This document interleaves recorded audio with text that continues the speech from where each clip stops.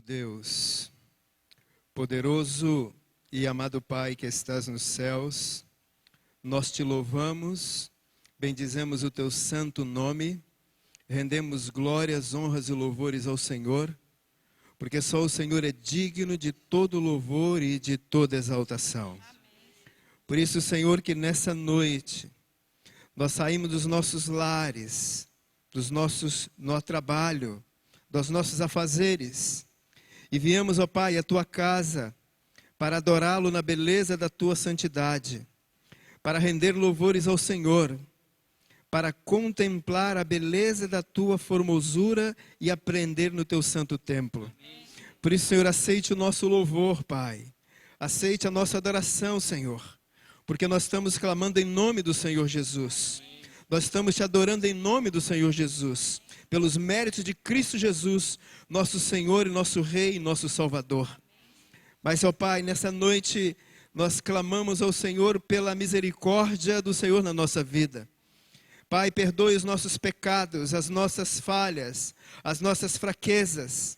Pai, o Senhor conhece a nossa estrutura, Senhor, e sabe que somos pó.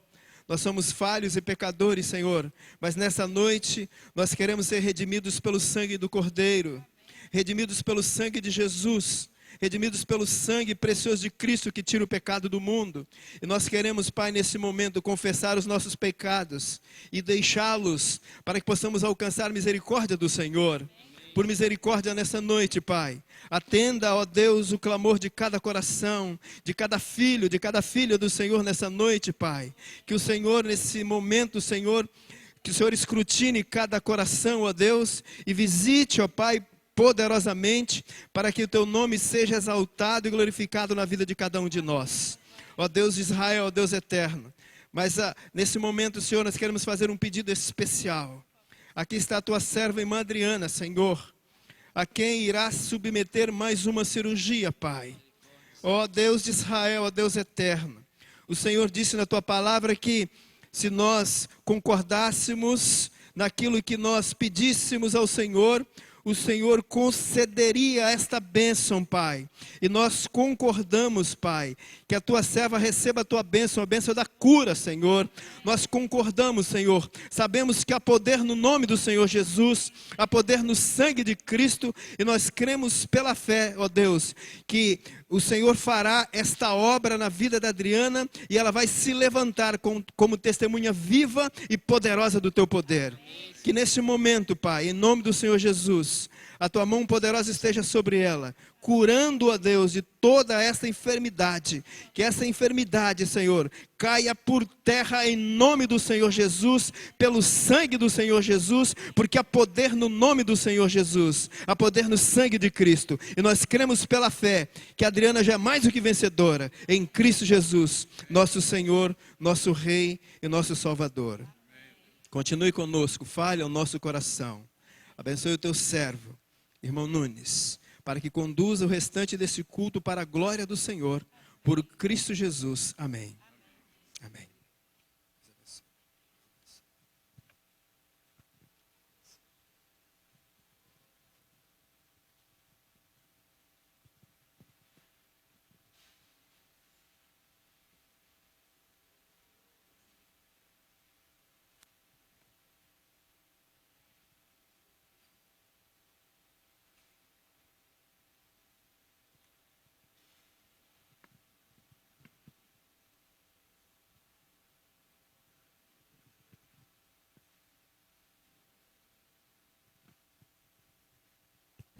Boa noite. Deus seja louvado com a tua presença nessa noite. Quantos estão com o livro aí? A maioria, né? Quem não tiver, senta perto de quem está com o livro, para a gente poder acompanhar o assunto que nós iremos abordar nessa noite. Eu vou ler, a gente vai ler junto, porque eu não sou muito chegado a colocar no reto projetor, não. Eu gosto de estar conferindo os assuntos. Mas antes, abra sua Bíblia aí no livro de 2 Timóteo.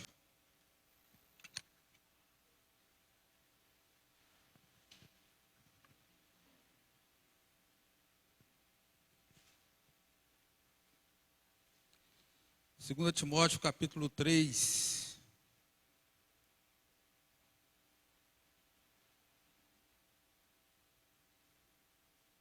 Amém? Os males e as corrupções dos últimos dias. Sabe, porém, isto nos últimos dias sobrevirão tempos difíceis, pois os homens serão egoístas, avarentos, jactanciosos, arrogantes, blasfemadores, desobedientes aos pais, ingratos e irreverentes. Ficamos por aqui.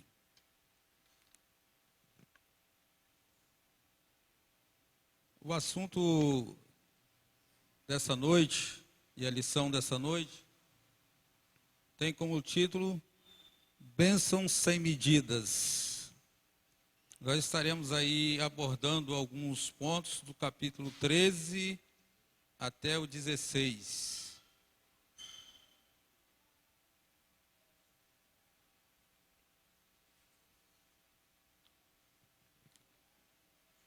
Capítulo 13 até o 16, iremos estudar alguns interessantes desses capítulos para que nós possamos tirar algum proveito dos ensinamentos que Deus tem para nós. O capítulo 13, ele inicia dizendo uma questão de honestidade. E aqui vem dizendo o seguinte: um espírito mesquinho é egoísta. Egoísta impede as pessoas de darem a Deus o que lhe pertence. O Senhor fez uma aliança especial com os seres humanos, de que eles separassem regularmente a parte destinada ao avanço do reino de Cristo. E eles o abençoaria imensamente, de tal modo que não haveria mais lugar para receber suas dádivas. Mas se as pessoas retiverem o que pertence a Deus, o Senhor declara abertamente: com maldição sois amaldiçoado. Os que conhecem e que dependem de Deus sentirão que devem ser honestos para com seu semelhante e, acima de tudo, para com Deus, de que todas as bênçãos da vida advêm. O descumprimento das suas ordens explícitas concernente aos dízimos e ofertas se acham registrados no livro do céu como roubo a Deus. Nenhum homem desonesto para com Deus ou com seu semelhante pode realmente prosperar.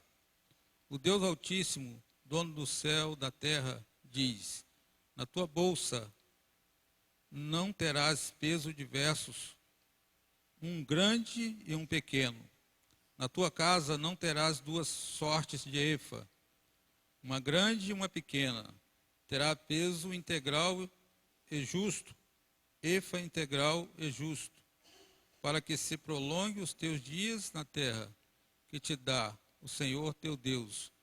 Porque é abominação ao Senhor teu Deus todo aquele que pratica tal injustiça. Queridos, eu li esse relato de Romanos, parece até que está até desencontrando com o assunto que nós vamos estudar hoje, mas vocês vão ver que tem tudo a ver. Quando diz que nos últimos dias os homens seriam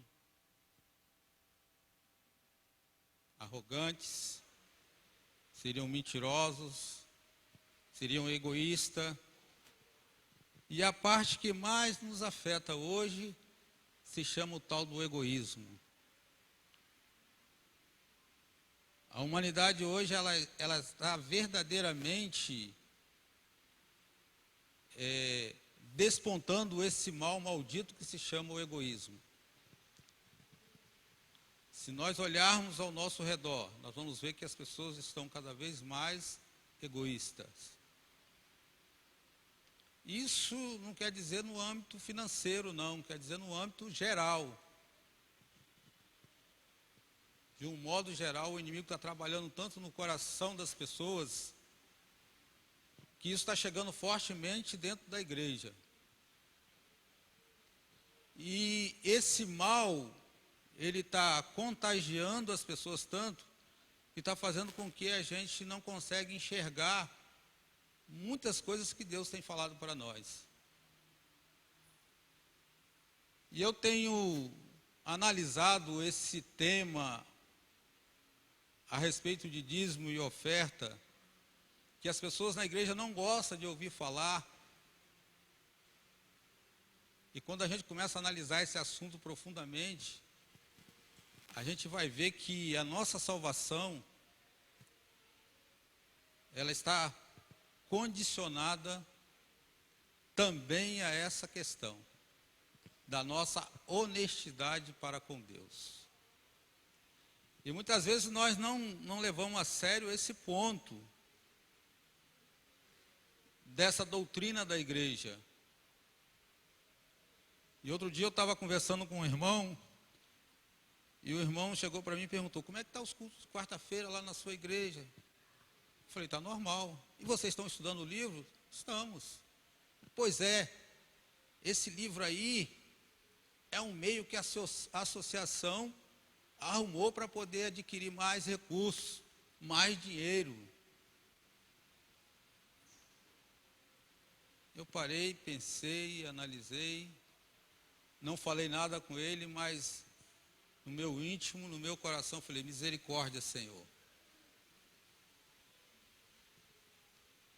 A gente vê como as pessoas estão tão caracterizadas em valores, e só está olhando e só está enxergando o lado de valores, e não estão enxergando as bênçãos que Deus tem para ele.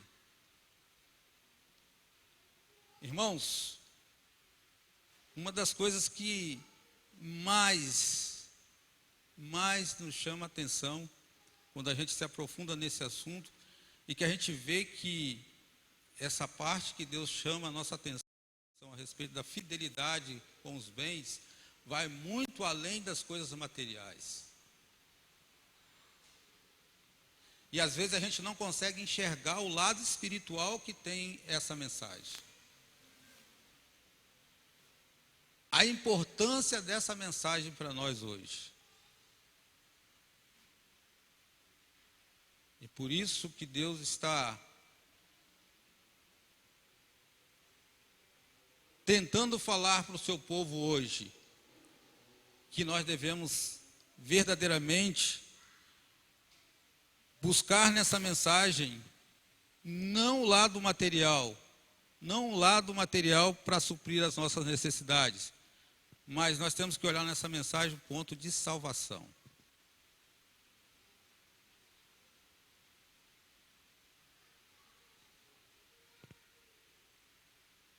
E esse espírito mesquinho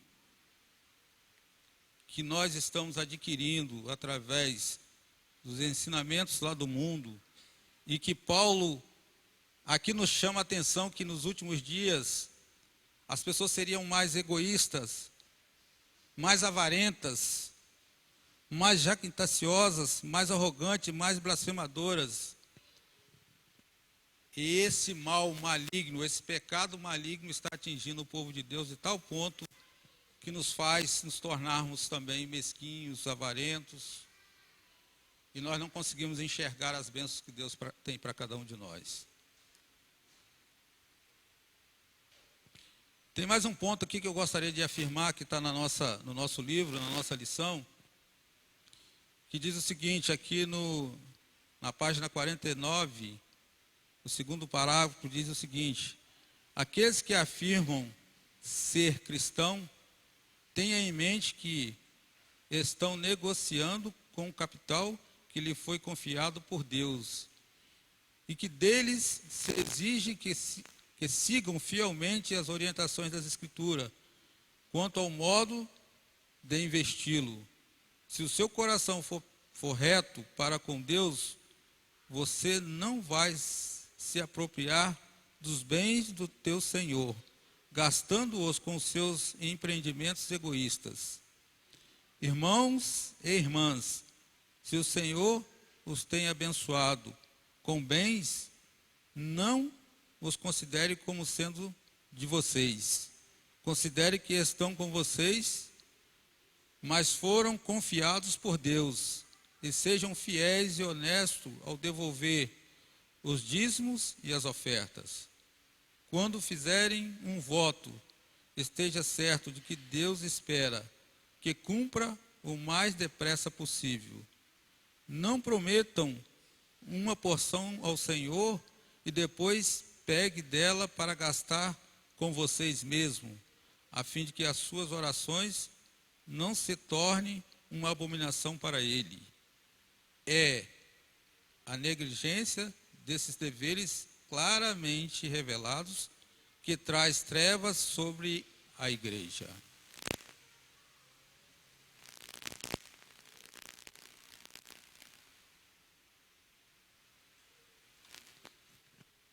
Eu gostaria de fazer algumas considerações em cima desse relato em que o livro está trazendo para nós. Sobre essa questão dos dízimos e da oferta. Nós precisamos entender, irmãos, que dízimo e oferta nós não podemos tocar, nós não podemos usar para outros meios, a não ser entregar na casa de Deus. Muitas vezes nós fazemos um voto, muitas vezes nós fazemos um pacto a Deus, e até olho isso, e a igreja, eu olho de um certo modo que a igreja usa alguns momentos para nos atrair, mexe com a nossa sensibilidade, e nós fazemos um voto, talvez, que nós não podemos cumprir. E nós precisamos tomar muito cuidado com a questão do voto, quando a gente faz um voto a Deus. É muito perigoso, porque quando você faz um voto a Deus, você tem que cumprir esse voto à risca.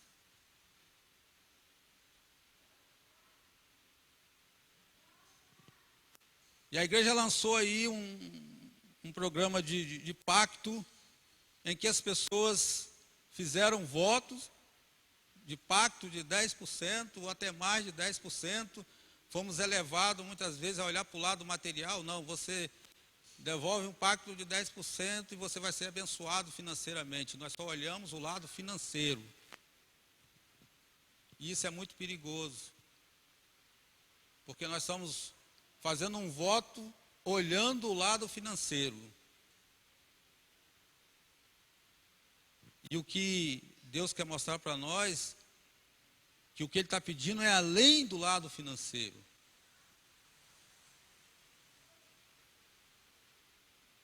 E por isso nós devemos tomar muito cuidado com o voto que nós fazemos. Por quê?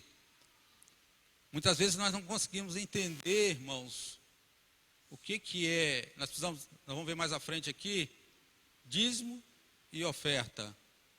E muitas vezes nós queremos pegar a oferta, fazemos um pacto, mas esse pacto que nós fizemos, nós mesmos queremos administrar essa oferta. E quando nós fazemos um pacto de dízimo e oferta, nós temos que entender que isso é imexível. Nós não temos poder mais sobre essa promessa que nós fizemos a Deus. É para você entregar na casa do tesouro. E tem muita gente que faz um pacto, por exemplo, de 10%, mas ele traz um tanto para a igreja, daquele pacto ele pega e ajuda uma pessoa que está necessitada.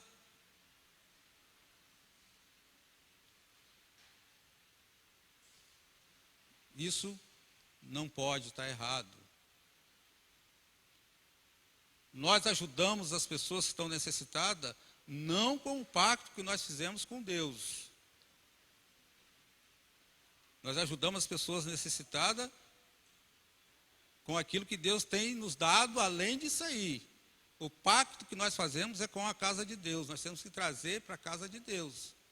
E muitas vezes nós queremos tirar essa oferta e fazer dela o que a gente quer.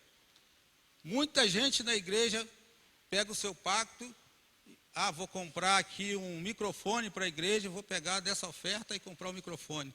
Está errado, irmãos. Quando você faz um pacto com Deus, o seu compromisso é até a salva aqui. A igreja administra. Não é nós que administramos o dinheiro de Deus, é a igreja que administra. Deus confiou a sua igreja. E por isso Deus está prometendo nos devolver em bênção, não só materiais, mas também em saúde, em tudo, irmãos, da nossa vida. E nós estamos fazendo errado dentro da igreja. Às vezes eu fico assustado quando eu vejo muitas coisas, muitos irmãos conduzindo de maneira errada as suas ofertas, principalmente ofertas, porque ele fez um pacto com Deus e pega essa oferta e quer fazer dela o que ela bem entende dessa oferta, porque ela se sente direito dela administrar a oferta. E nós não temos que administrar a oferta. Oferta e dízimo, quem administra é Deus, é a casa de Deus que administra. E por isso a serva do Senhor diz aqui que quando nós fazemos isso, há maldição sobre a igreja. Irmãos, isso é uma coisa muito séria. Quando você vê uma igreja com muita confusão, com muito desencontro, com muitos problemas, pode olhar que a causa está aqui. E não sou eu que estou dizendo, não. É a serva do Senhor que está dizendo.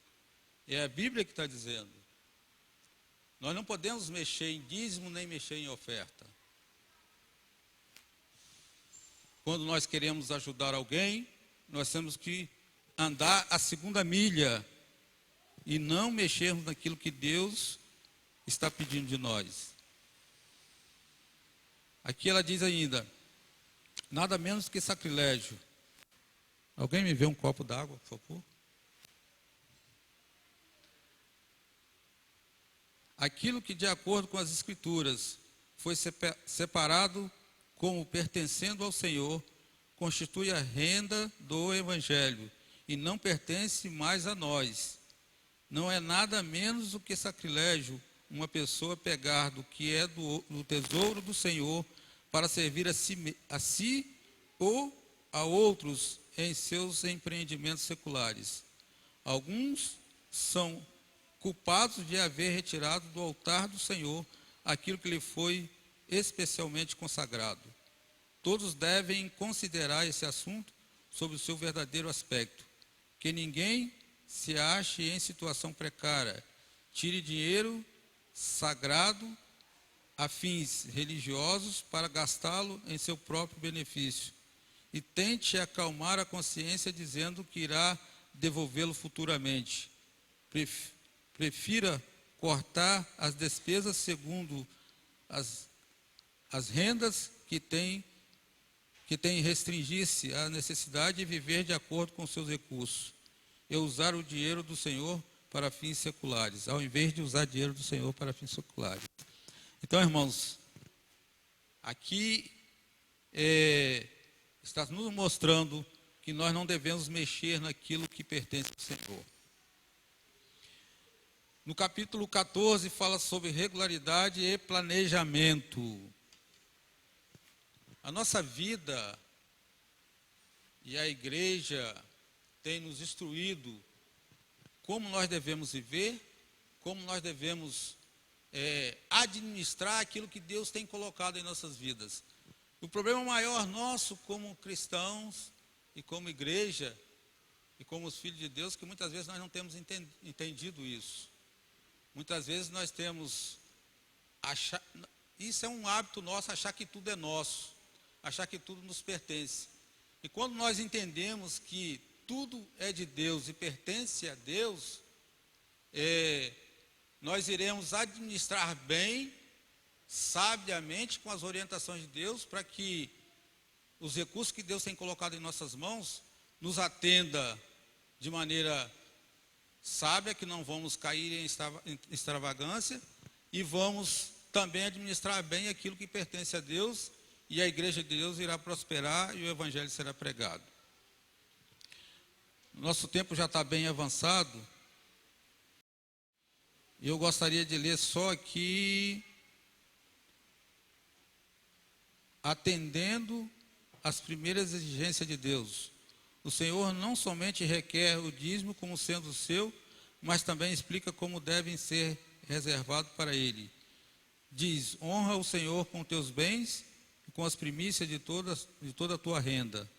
Se isso não significa que devemos gastar nosso dinheiro com nós mesmos, levando ao Senhor o restante, muito embora esse também seja um dízimo honesto, a parte de Deus deve ser separada em primeiro lugar. Existe uma coisa aqui interessante, irmãos, que muitas vezes nós recebemos e nós não tiramos o de Deus primeiro. E aí nós entramos numa dificuldade terrível. Por quê? Porque nós começamos a pagar aquilo que estamos devendo, pagando, e quando a gente vê, a gente já não conseguiu mais tirar aquilo que pertence a Deus. Então, quando Deus fala para nós que nós devemos tirar aquilo que pertence a Deus primeiro, é justamente para nós não cairmos na armadilha de Satanás. Porque ele coloca as dificuldades diante de nós para que nós possamos cair na armadilha de Satanás e não devolvermos, não sermos fiéis a Deus.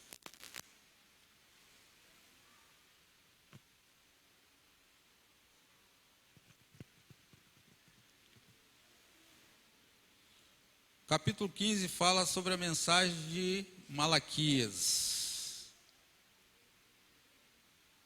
Irmãos, a mensagem de Malaquias, ela é uma mensagem pesada. Sempre foi pesada. E é uma mensagem que nós não gostamos de ouvir. Porque quando Deus chama a atenção do povo dele, que estava em falta com ele, e a palavra roubar, ela é muito pesada. E quando Deus fala que quando nós estamos roubando a Deus, eu fico até estremecido quando eu leio Malaquias 3:10. Por quê, irmãos? Porque é terrível você ser chamado de ladrão. É a coisa mais terrível que tem, ou pelo menos para mim. E quando Deus fala diretamente que o povo dele estava roubando a ele, é uma coisa que não é boa, é terrível, não é? Para nós, povo de Deus.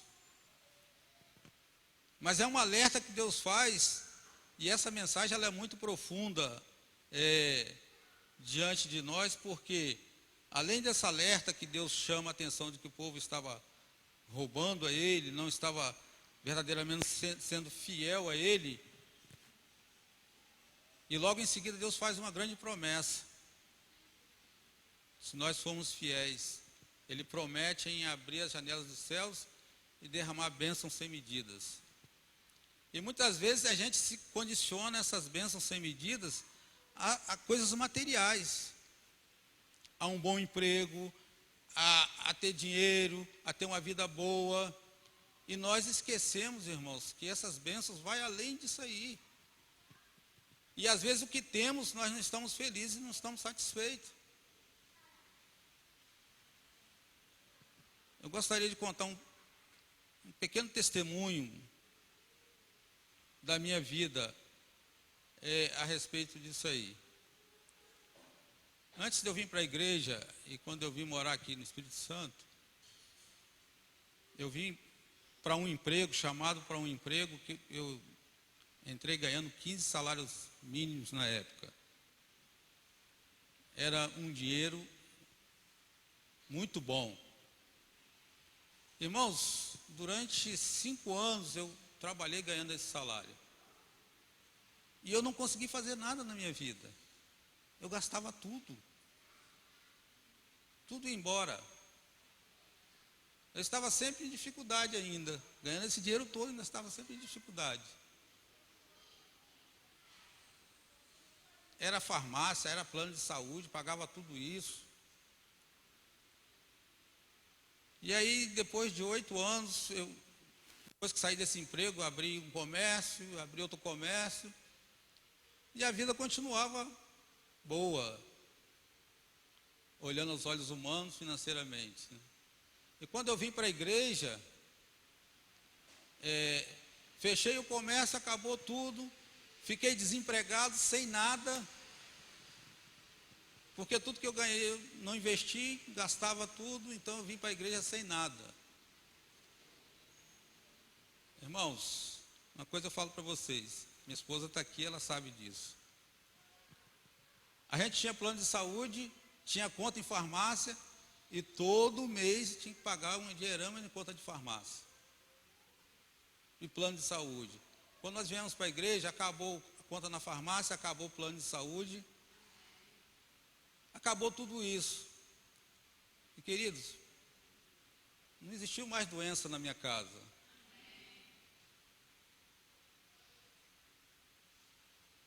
A minha vida prosperou, eu não tinha casa, pagava aluguel.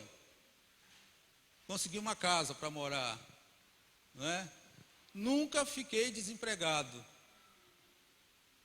Nunca me faltou nada lá em casa. Temos uma vida simples? Temos. Mas nós temos saúde, nós temos alegria, temos 2 filhos criados, temos um filho formado, o outro está indo bem. E nunca nos faltou nada, irmãos.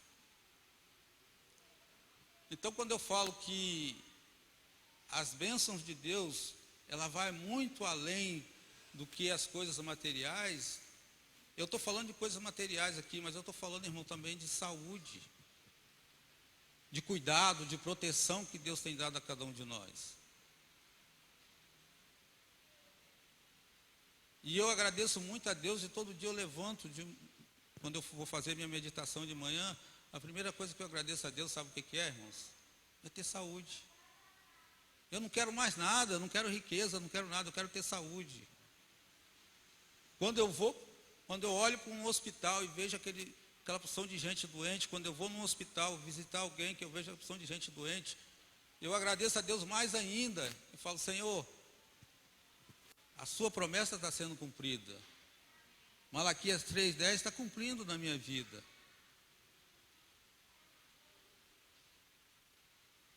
Abrir as janelas do céu e derramar bênção sem medida, irmãos, é justamente isso aí.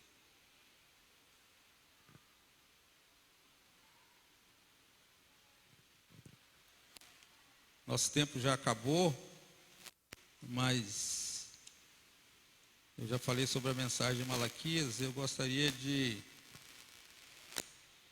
fechar nossas considerações na página 55.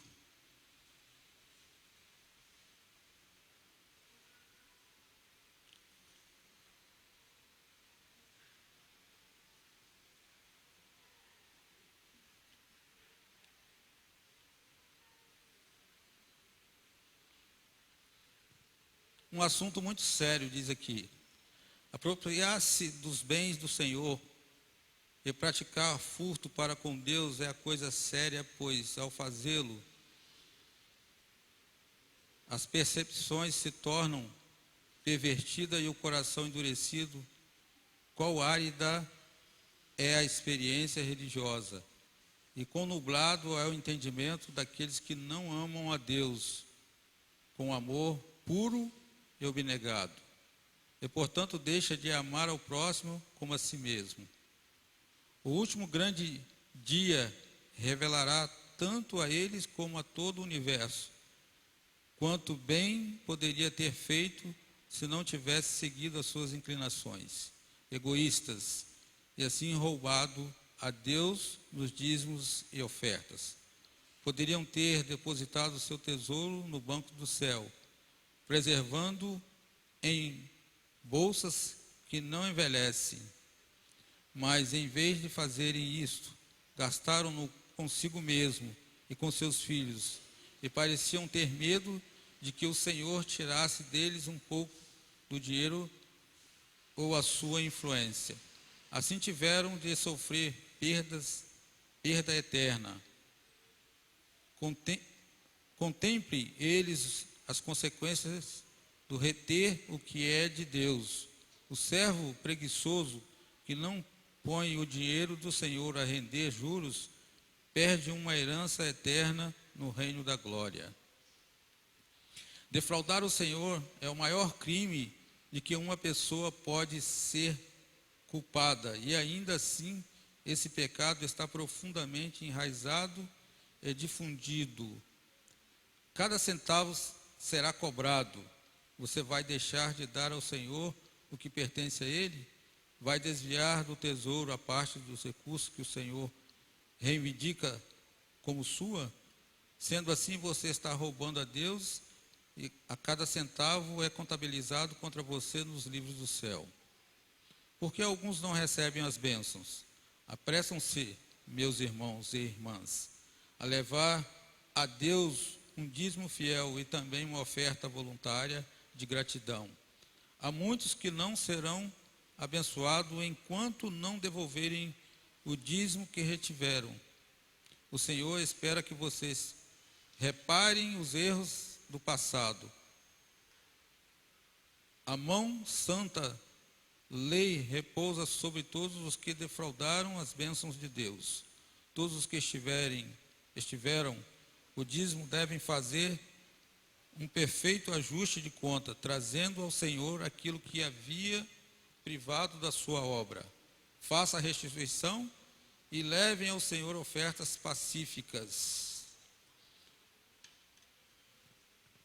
Aqui está dizendo, irmãos, se algum momento da vida nós deixamos de devolver a Deus aquilo que lhe pertence, Deus está dizendo que nós devemos devolver, fazer esse conserto com Ele.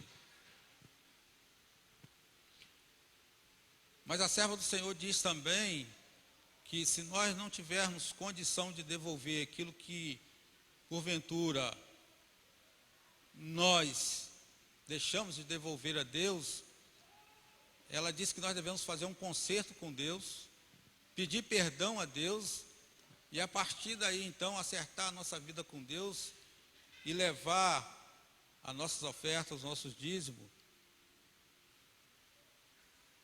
à casa do tesouro, para que assim nós possamos ser abençoados. Quando eu li Romanos aqui, e disse que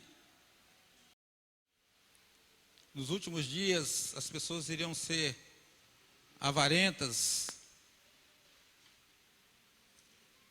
isso é uma realidade que nós estamos vivendo. Mas, queridos, Deus está pronto a nos perdoar. Deus está pronto a nos alertar, como está nos alertando hoje. E Deus está falando conosco que nós devemos mudar de direção e acertar a nossa vida com Ele e levar uma vida condizente do plano da salvação. Eu gostaria de fechar, e abre a sua Bíblia aí no livro de João, capítulo 19.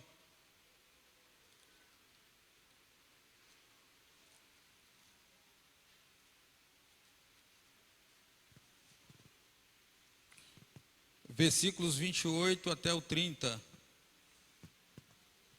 Diz o seguinte: a morte de Jesus. Depois vendo Jesus que tudo já estava consumado, para se cumprir as Escrituras, tenho sede. E estava ali um vaso cheio de vinagre. Embeberam do vinagre uma esponja e, fixando-a num caniço de isopo, lhe chegaram à boca. Quando, pois, Jesus tomou o vinagre e disse: está consumado, inclinando a cabeça, rendeu o espírito. Queridos, a morte de Jesus na cruz, quando ele disse está consumado, ele mostrou para mim e para você que a nossa vida estava selada, que a nossa salvação estava pronta, que não há motivo mais para nós fugirmos desesperado por aí, achando que não vamos ter mais salvação, que não vamos ter mais vida eterna. Qualquer erro que nós possamos ter cometido, a cruz hoje é o nosso alvo central.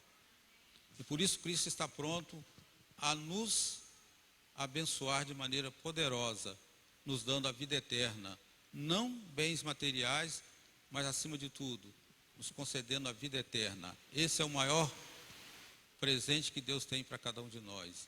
Que nós sejamos fiéis, que nós possamos entender verdadeiramente qual é o seu plano, qual é a nossa função nessa obra de pregação do Evangelho, de contribuição com Ele, para trazer almas para Cristo Jesus. Amém? Que Deus nos abençoe.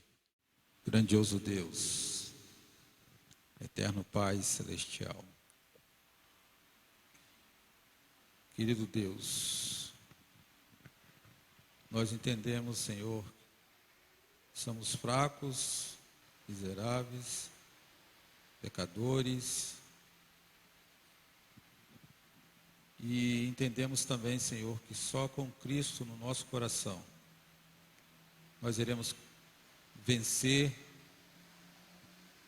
o mal que existe em nós. O mundo tem nos contagiado de maneira forte, fazendo com que nós nos influenciamos para o lado do mal. Muitas vezes, Senhor, temos sido egoístas em relação a sermos fiéis a Ti, em relação a cumprirmos aquilo que o Senhor tão bondosamente tem colocado diante de nós, que é a Tua luz, a Tua direção, a Tua palavra, os Teus ensinos, para que verdadeiramente nós possamos nos prepararmos para muito em breve estar contigo nas mansões celestiais.